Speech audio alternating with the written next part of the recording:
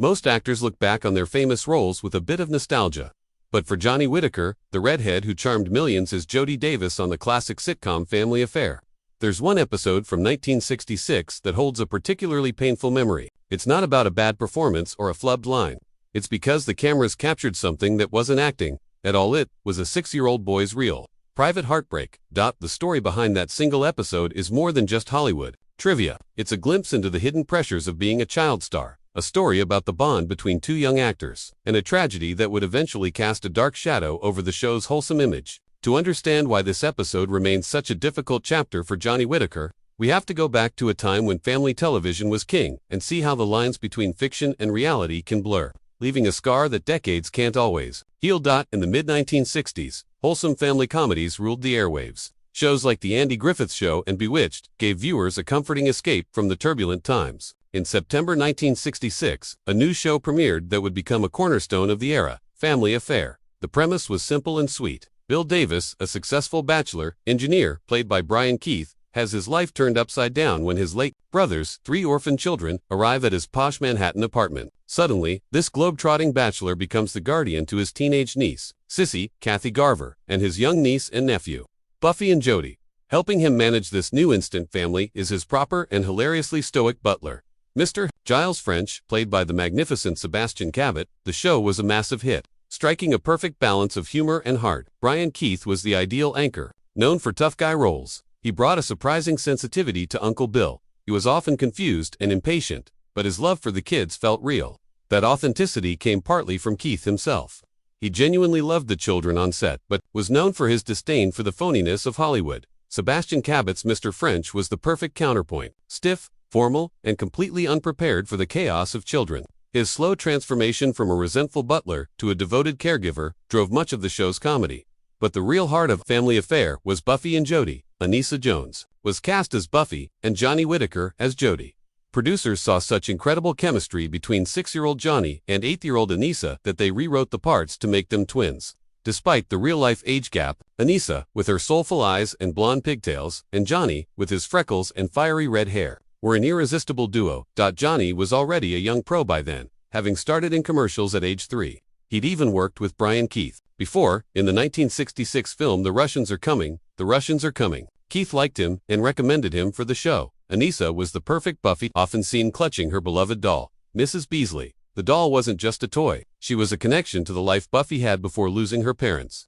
For millions of little girls, Buffy was a friend, and Mrs. Beasley became a pop culture icon. With Mattel releasing a best-selling replica, together, Jody and Buffy became a phenomenon. They were the picture of childhood innocence. Jody, the adventurous one, and Buffy, the sensitive one, but always a team. For 5 seasons, audiences invited the Davis family into their homes, making Family Affair a top-rated show that defined an era. But behind the warm studio lights, the reality for the show's youngest stars was far more complicated. While Jody and Buffy's on-screen chemistry was clear, the bond between Johnny Whitaker and Anissa Jones was just as real. Off-camera, thrown into the strange world of Hollywood at such a young age, they found in each other a playmate and the only person who truly understood what they were going through. On set, they were basically inseparable. Their friendship felt more like that of actual siblings than co-workers. Johnny has often said their connection was instant, right from the first screen test. They went to school together in a trailer on the studio lot, learned their lines together, and played together between takes. It wasn't a friendship manufactured for publicity. It was a real alliance formed under the unique pressures of child stardom.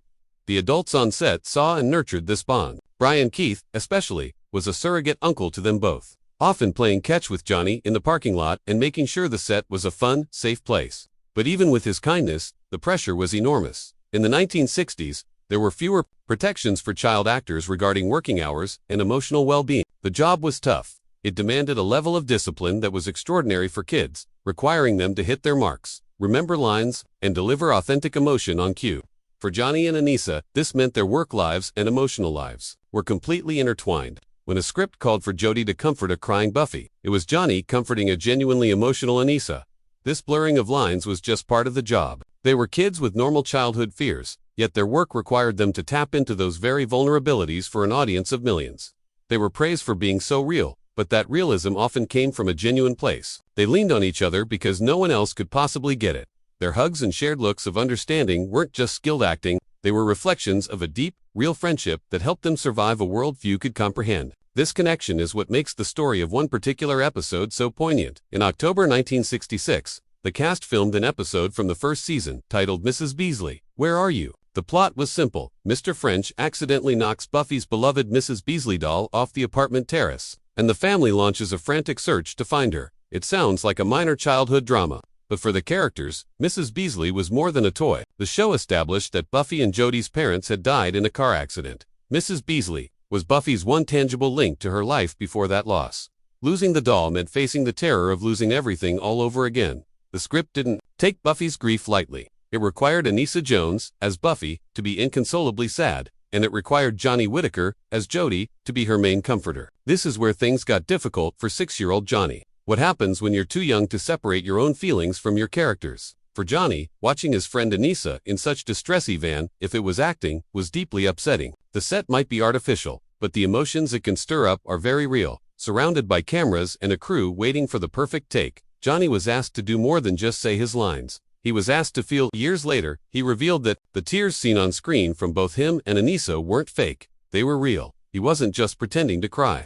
He was crying from a place of genuine emotional exhaustion that he was too young to understand. Imagine it from his perspective. A 6-year-old boy, already dealing with the pressures of a TV show, is put in a scene where his best friend is sobbing. The director encourages it, asking for take after take to capture that raw emotion. For Johnny, it felt like the cameras were stealing a private moment of his own childhood anxiety. He was tapping into his own fears of loss, of change, of seeing someone he cared about in pain.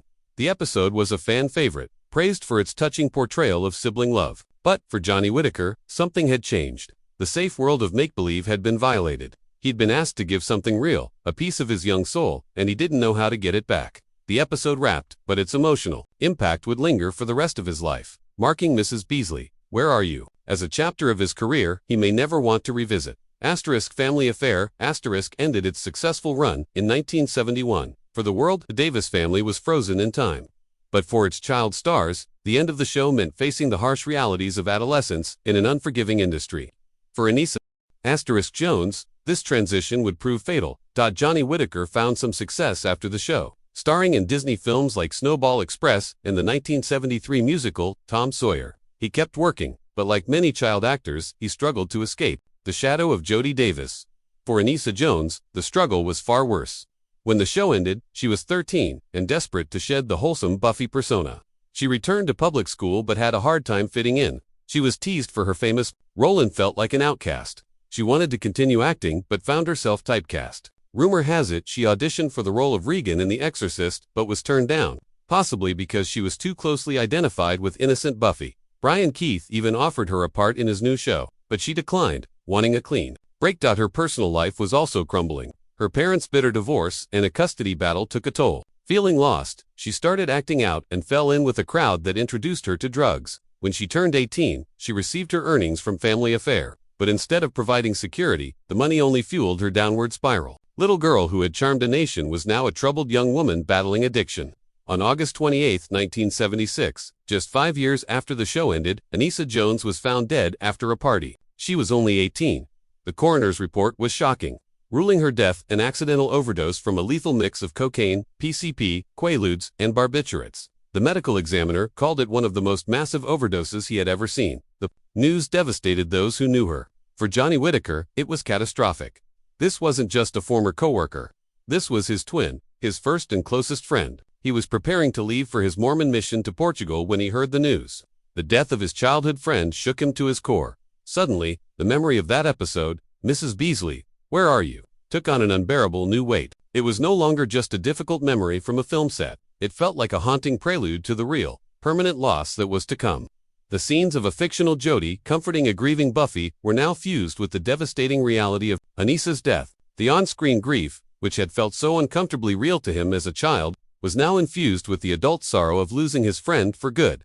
In the decades since Family Affair, Johnny Whitaker has lived a full life. He has acted periodically, became an addiction counselor to help others, and has been open about his own past struggles. He embraces the legacy of the show that made him famous, attending fan conventions and speaking warmly about his time as Jodie Davis.